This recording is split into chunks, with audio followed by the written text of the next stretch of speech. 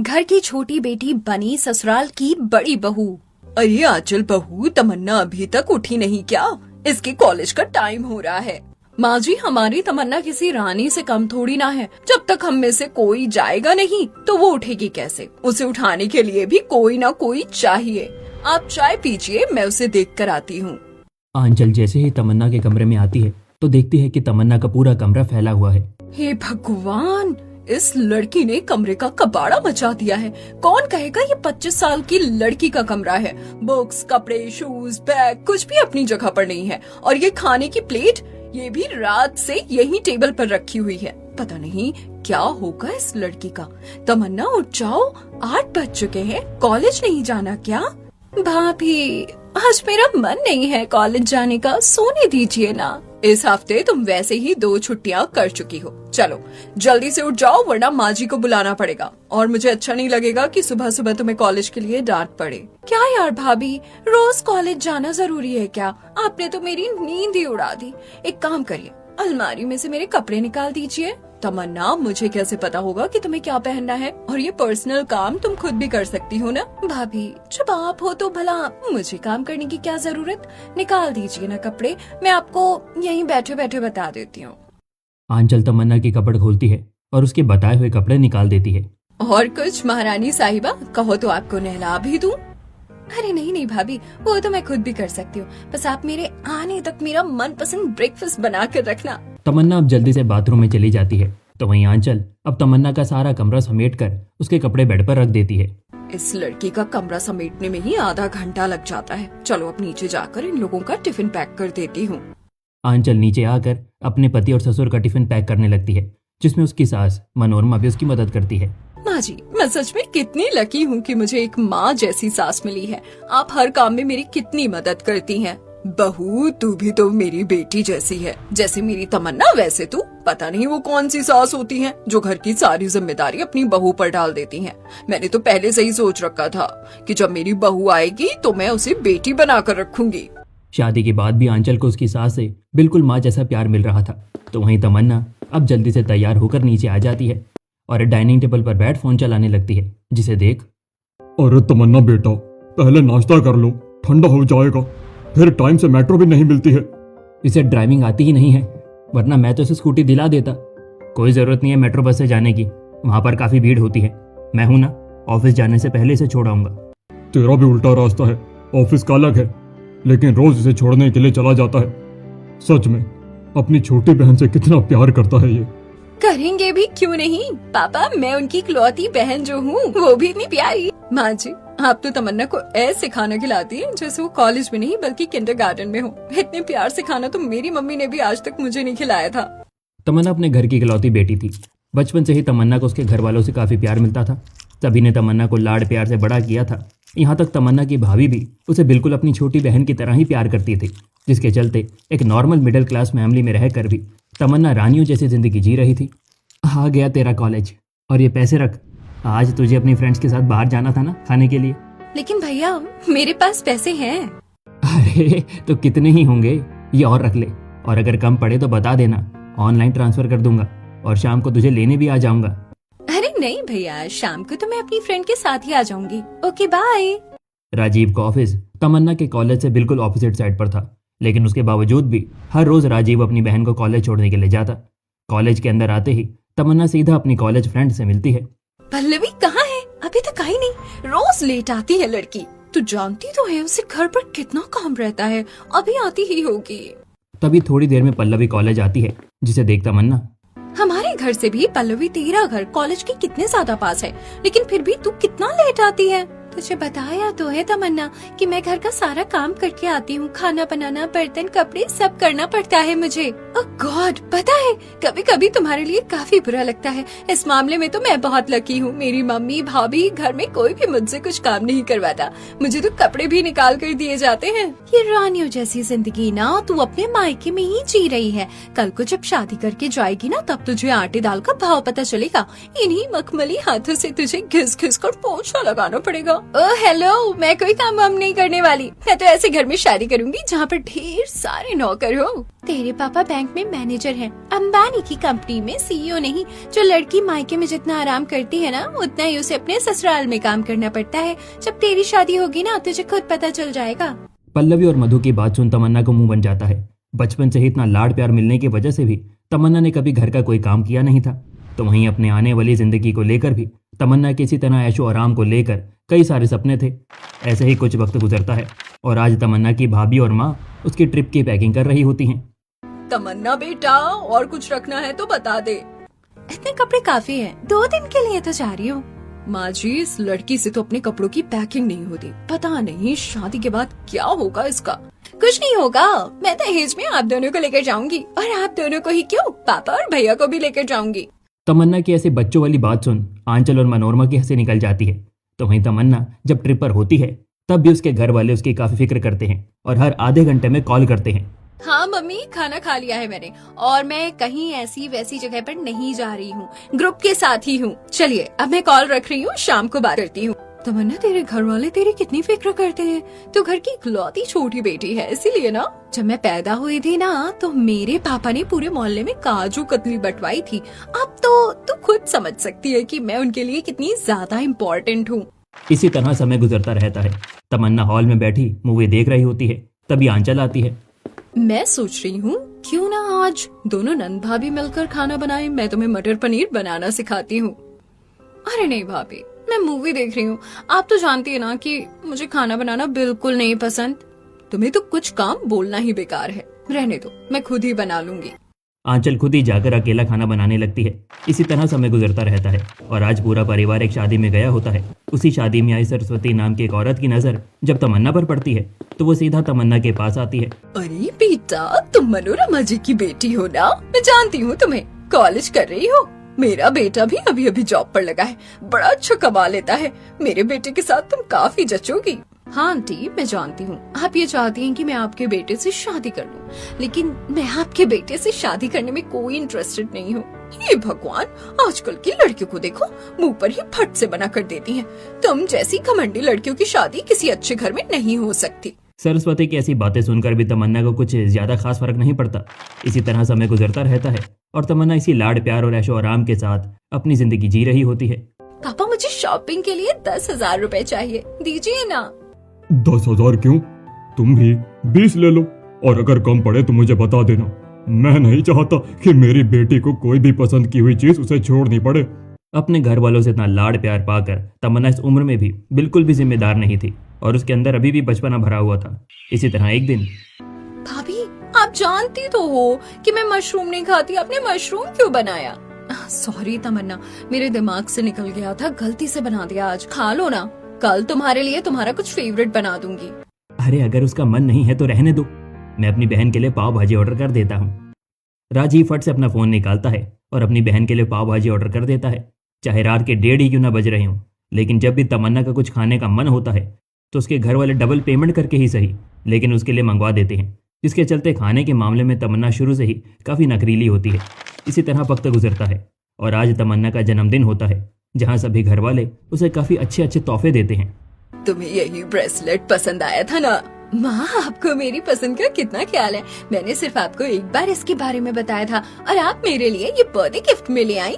अरे सिर्फ यही नहीं है, ये देखो, तुम्हें यही वाला बैग चाहिए था ना? 2 महीने की सेविंग से लेकर आई हूँ मैं तुम्हारे लिए। ये तुम्हारी हर ड्रेस पर जाएगा। आप लोग मेरा कितना ख्याल रखते हैं। आई विश कि हर जन्म में मुझे आप जैसी फैमिली मिले। इसी तरह कुछ महीने और गुजर जाते हैं। तमन्ना आज काफी सारी शॉपिंग करके आई होती है और आंचल उसके सभी कपड़ों को अलमारी में सेट कर रही होती है।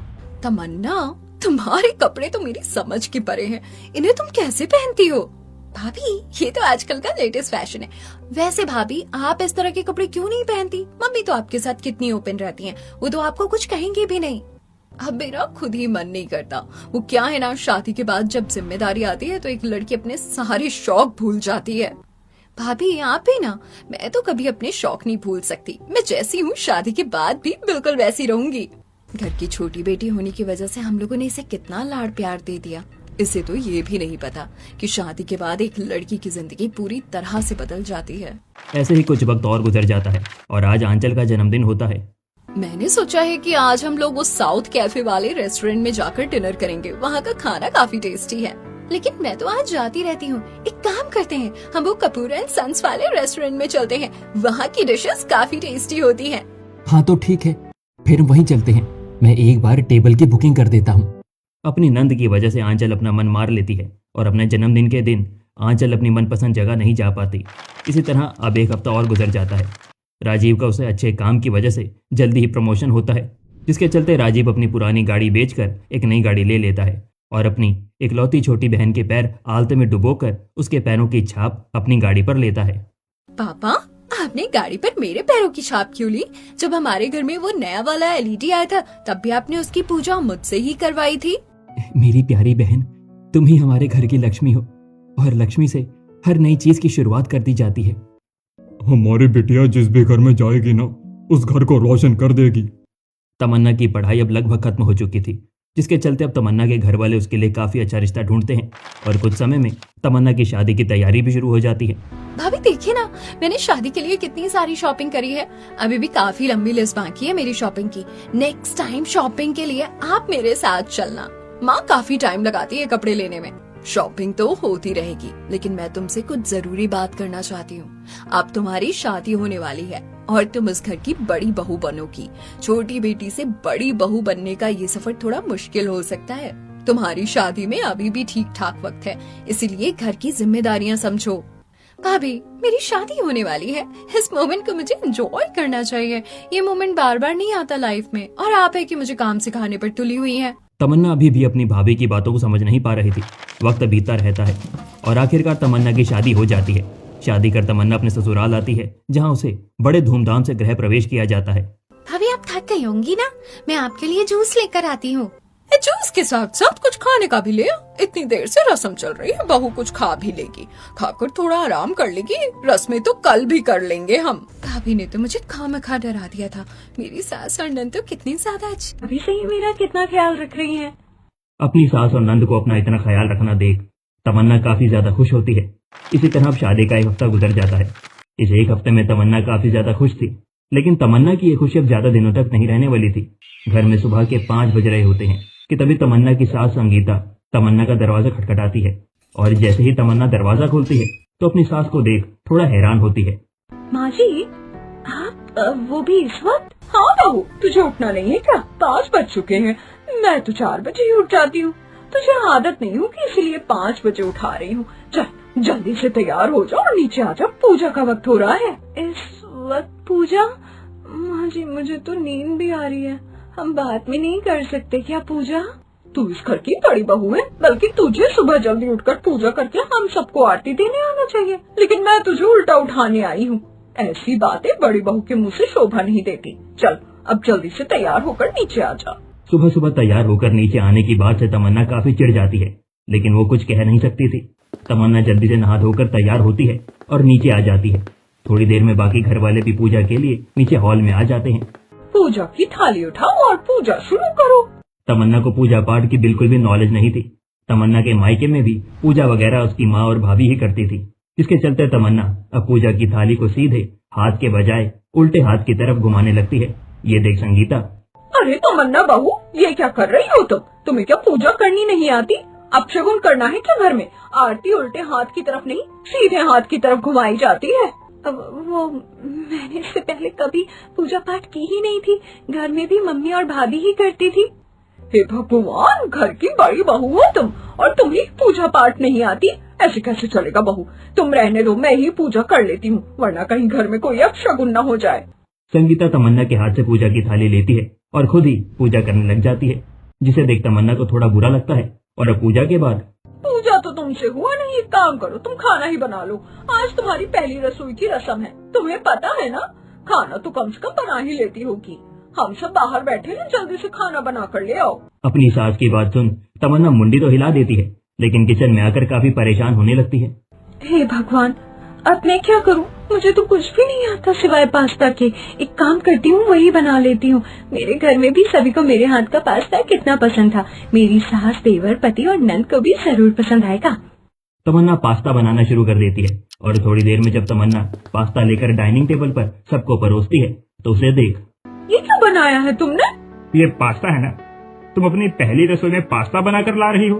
इसका मतलब भाभी आपको खाना बनाना भी नहीं आता? फिर आपने शादी से पहले सीखा क्या है? इसमें मेरी कोई गलती नहीं है माँ जी। आप तो जानती हो ना कि मैं अपने घर की थी और छोटी बेटी थी, इसीलिए कभी घर वालों ने मुझसे कोई काम ही नहीं करवाया। तेरी तरह आरती भी इस घर की छोटी और इकलौती बेटी है, लेकिन इसको घर के सारे काम आते हैं। तुझे तो सब शुरू से सीखना पड़ेगा। गलती तेरी नहीं, तेरे माँ बाप की है। ज्यादा प्यार देने के चक्कर में उन्होंने तुझे जिम्मेदार नहीं बनाया। जिंदगी में पहली बार था कि कोई तमन्ना से इस तरह से बात कर रहा था। अपनी सास की बात सुन तमन्ना को काफी बुरा लगता है और वो मन उदास कर अपने कमरे में चली जाती है। और अगले दिन फिर से तमन्ना को सुबह 5 बजे उठकर तैयार होना पड़ता है। क्या मुसीबत है, अपने मायके में तो मैं दोपहर के 11-12 बजे उठती थी और यहाँ देखो 5 बजे उठकर तैयार होना पड़ रहा है। अरे तमन्ना, जल्दी से लाइट बंद करो ना, क्यों मेरी नींद खराब कर रही हो? तमन्ना को काफी गुस्सा आता है, लेकिन वो क्या ही कर सकती थी। जिसके बाद जब तमन्ना तैयार होकर नीचे आती है तो संगीता उसे वॉशिंग मशीन में कपड़े धोने के लिए दे देती है। कौन सा मुझे हाथ से कपड़े धोना है? एक बार में सारे कपड़े वॉशिंग मशीन में डाल देती हूँ, आधे घंटे में अपने आप धुल जाएंगे। तमन्ना वॉशिंग मशीन में सारे व्हाइट कलरफुल कपड़ों को एक साथ डाल देती है, जिससे थोड़ी देर बाद सारे व्हाइट कपड़े खराब हो जाते हैं। और जब ये संगीता और आलोक देखते हैं, आपको पता भी है ये व्हाइट शर्ट कितनी महंगी थी? पूरे 6,000 रुपए की थी और आपने इसे खराब कर दिया। अरे आपको इतनी नॉलेज नहीं है कि कलरफुल और व्हाइट कपड़ों को अलग धोते हैं। तू तो कपड़े धोने के काम से भी दूर ही रह। कितने कपड़ों को खराब कर दिया तूने। एक काम कर, जाकर बर्तन धो और कम से कम उन्हें मत तोड़ना। अब किचन में आकर तमन्ना बर्तन धोने लगती है, लेकिन जिस लड़की ने आज तक एक चम्मच तक नहीं धोया था, उस लड़की के लिए बर्तन धोना रेगिस्तान में सुई ढूंढने बराबर जितना मुश्किल था। बर्तन के दाग निकल क्यों नहीं रहे? मैं और पावर नहीं लगा सकती इसमें, जैसे है वैसे ही रहने देती हूँ। तमन्ना हल्के हाथों से बर्तन धोकर रख देती है और अब अपने कमरे में जाकर आराम करने लगती है। थोड़ी देर बाद आरती जब किचन में आकर उस बर्तन में चाय बनाने लगती है। छी, ये बर्तन तो अंदर से काफी गंदा है, जरूर भाभी ने धोया होगा। वो चाय के बर्तन को आरती सीधा तमन्ना के कमरे में ले जाती है और गुस्से से, भाभी आप तो बस बर्बादी करती हो। ये क्या बर्तन धोया है आपने? इसमें चाय बनाकर पीकर मैं बीमार पड़ जाऊँ क्या? आपसे तो कुछ काम नहीं होगा। आरती की ऐसी बात सुन तमन्ना की आंखें भर आती हैं। तभी तमन्ना को अपने कुछ पुराने पल याद आने लगते हैं। तमन्ना बेटा, तुम क्यों उठा रही हो प्लेट? मैं हूँ ना, तुम आराम से बैठो और कुछ चाहिए हो तो बता दो। सोच रहा हूँ कि आज अपनी गुड़िया रानी को आइसक्रीम खिलाने ले जाऊँ। आज तो मेरा भी आइसक्रीम खाने का मन कर रहा है। अपने मायके के दिनों को याद कर तमन्ना को जहाँ खुशी होती थी वहाँ उसके दुख से भी भरी होती है। इसी तरह वक्त गुजरता है और आज तमन्ना के ससुराल में एक पूजा होती है। बहन जी, अपने घर की लक्ष्मी को आगे भेजिए। जब भी मेरे घर में पूजा होती थी तो घर की लक्ष्मी के तौर पर सभी मुझे आगे भेजते थे। यहाँ पर भी मुझे ही आगे भेजे। तमन्ना खुद ब खुद आगे आने लगती है कि तभी संगीता तमन्ना को रोकते हुए, तू कहाँ जा रही है? आरती आएगी आगे, हमारे घर की लक्ष्मी तो वही है। संगीता की ऐसी बात सुन तमन्ना को अंदर ही अंदर काफी ज्यादा बुरा लगता है। अब मैं समझी कि बहू और बेटियों में इतना फर्क क्यों होता है। सही कहती थी भाभी, काश मैं उनकी बात पहले ही समझ जाती। ऐसे ही अब कुछ दिन और गुजर जाते हैं। तेरी फेवरेट हीरो की मूवी लगी हुई है, क्यों ना आज हम सब मूवी देखने चलें? अरे हाँ, मैंने भी उस मूवी के बारे में काफी सुना है। अच्छी है, चलते हैं सब। लेकिन आज तो सिलेंडर वाला घर पर आ रहा है। घर में कोई ना कोई तो होना चाहिए ना। कौन रहेगा? मैं तो बिल्कुल भी नहीं। उन्हें भी मूवी देखे हुए काफी वक्त हो गया है और भैया तो हमें लेकर ही जाएंगे। तो बहू रहेगी ना घर पर। वैसे भी आज उसे घर पर काफी सारे काम है। काम तो मैं वहाँ से आकर भी कर सकती हूँ ना। मेरा भी बड़ा मन कर रहा है मूवी देखने का। काफी टाइम हो गया मुझे भी मूवी देखे हुए। अरे बहू, अब तू उस घर की बड़ी बहू है और हमेशा बहू को अपना मन मारना ही पड़ता है। मैंने भी अपने वक्त में काफी अपनी ख्वाहिशों को मारा था। सभी लोग तैयार होकर तमन्ना को घर पर अकेला ही छोड़कर चले जाते हैं। ये देख तमन्ना को फिर से अपने मायके के दिन याद आने लगते हैं और ऐसे ही वक्त गुजरता चला जाता है। जहाँ तमन्ना हमेशा अपने मायके में रानी बनकर रहती थी, उसी तमन्ना को नौकरानियों की तरह अपने ससुराल के सारे काम करने पड़ रहे थे। घर की सारी जिम्मेदारी अब तमन्ना पर आ चुकी थी, जिसके चलते आज तमन्ना की थोड़ी तबीयत खराब हो जाती है। तुम अभी तक लेटी हुई हो, मेरा शर्ट प्रेस कर दो, मीटिंग के लिए लेट हो रहा है। आज आप अपनी शर्ट खुद प्रेस कर लीजिए ना, मेरे सिर में काफी दर्द हो रहा है। अरे तुम तो हल्का सा सर दर्द पकड़ कर बैठ गई हो। एक मेरी माँ है जो खराब से खराब हालत में भी पूरा घर संभाल लेती है, तो आजकल की लड़कियों के शरीर में तो जान ही नहीं है।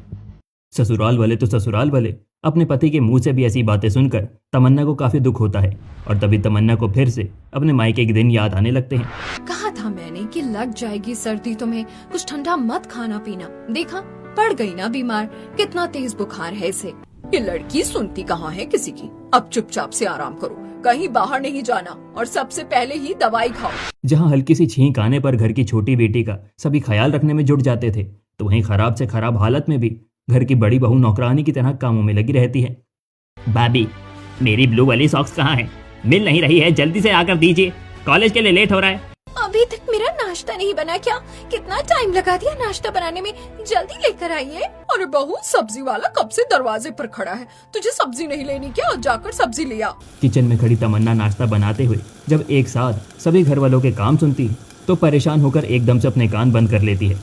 बस बहुत हुआ, अगर मैं यहाँ कुछ और दिन रही ना, मैं तो पागल ही हो जाऊंगी। कुछ भी करके मुझे आज ही अपने मायके जाना होगा।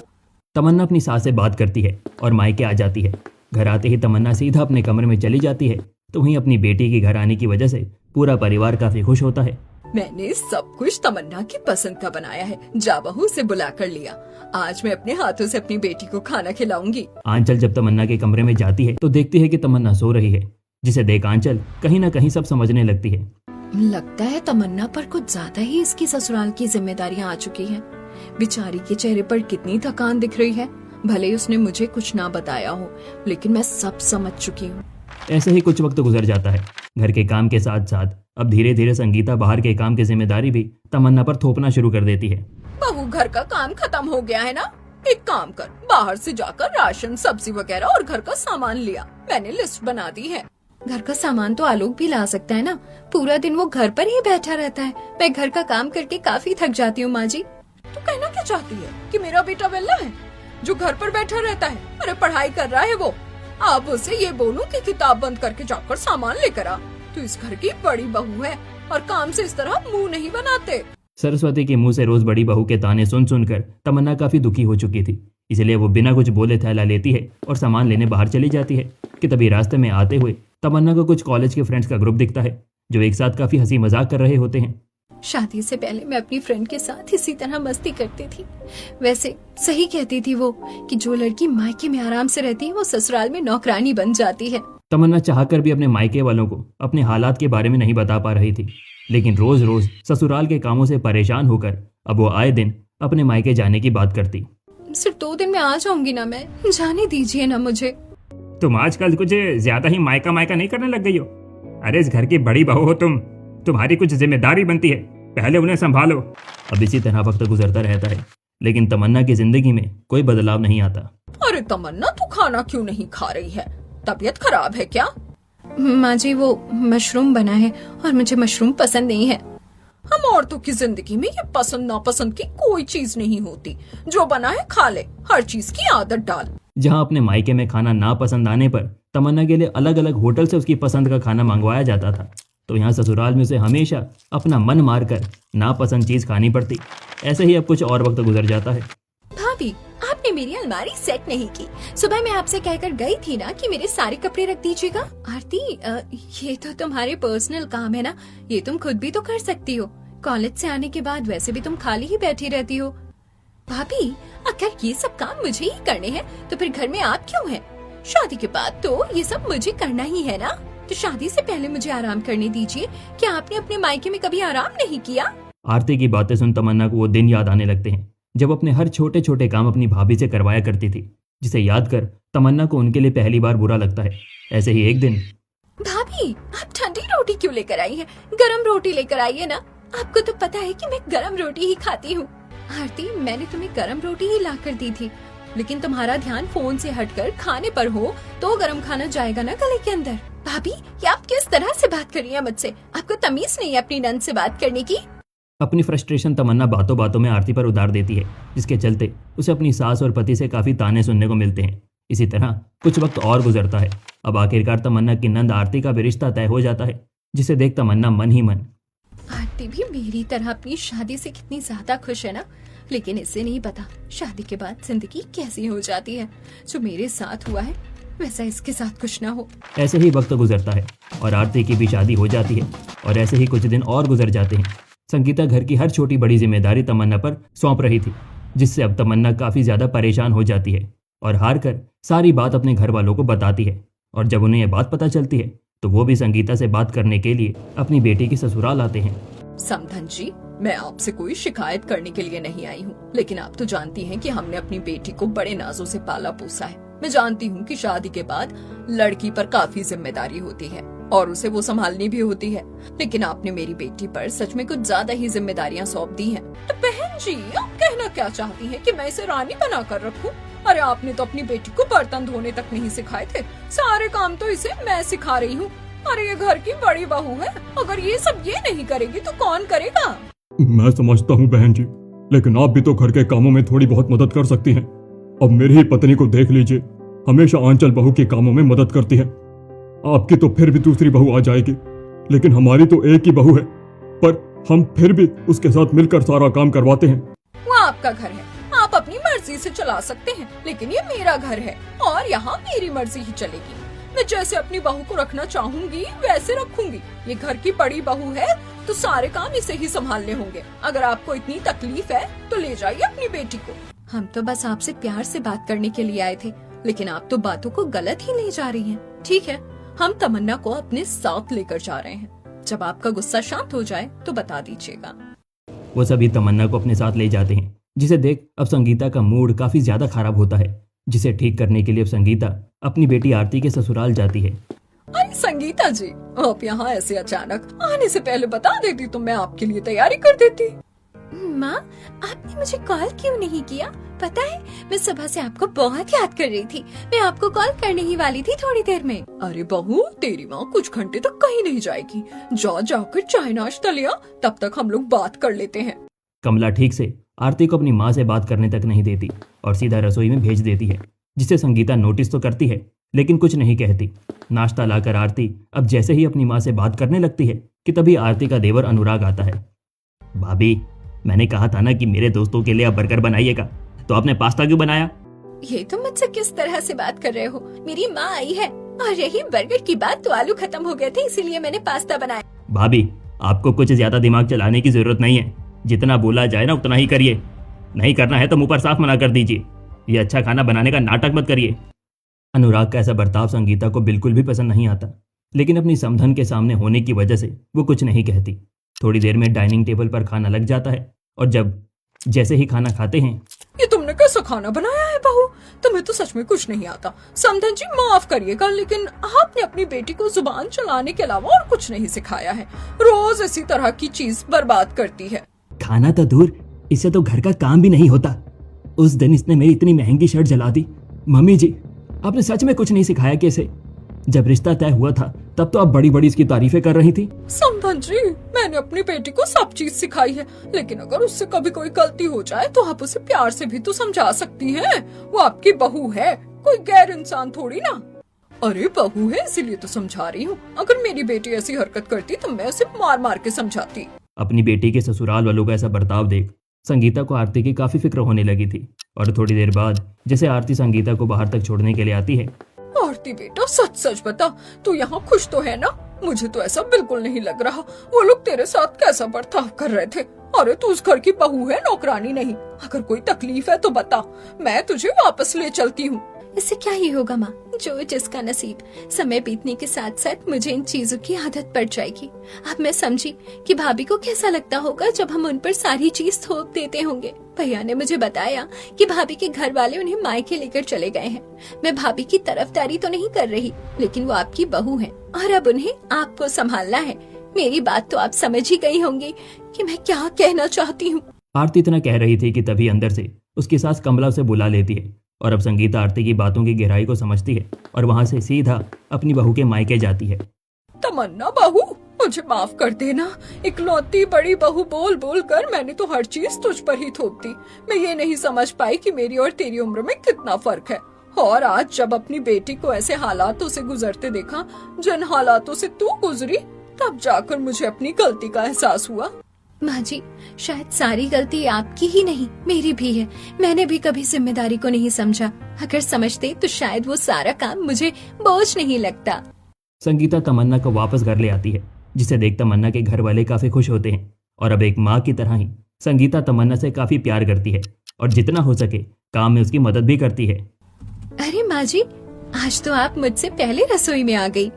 मैंने सोचा जब तक तू सब्जी बनाएगी तब तक मैं रोटी और चावल बना लेती हूँ। जल्दी से काम खत्म करके फिर दोनों सास बहू मूवी देखने चलेंगे।